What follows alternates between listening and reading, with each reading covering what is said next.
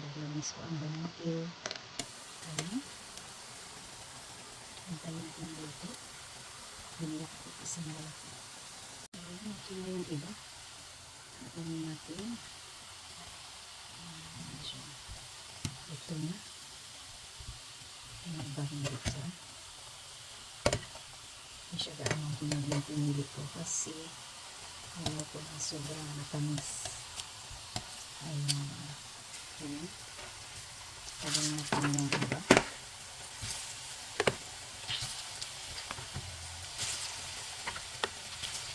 Ayan. Ayan siya.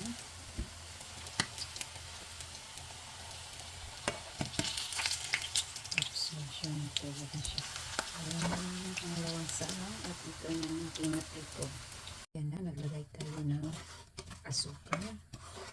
Tinanggal natin yung natirang mantika. Ganito ang way ko pag ako ay nag-banana Q. Para hindi maraming mantika. Ayan. Antayin natin mag-melt. Ayan na siya. Medyo melt na pero hindi pa lahat. Ayan. Melt na siya. Ilalagay na natin unti-unti ang ating banana. Ayan. Ganyan ang ginagawa ko. Ganito.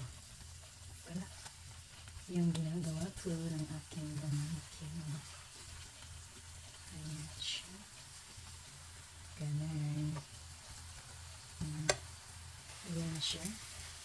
Haluin na natin. Ilagay ko na lahat para malagyan lahat ng saging. Ayan. Ayan. Okay na siya. Na-coat na. Ayan na ang ating banana Q. Thank you for watching. Bye. Ayan na siya. Luto na ang ating banana Q. Ayan ang aking version.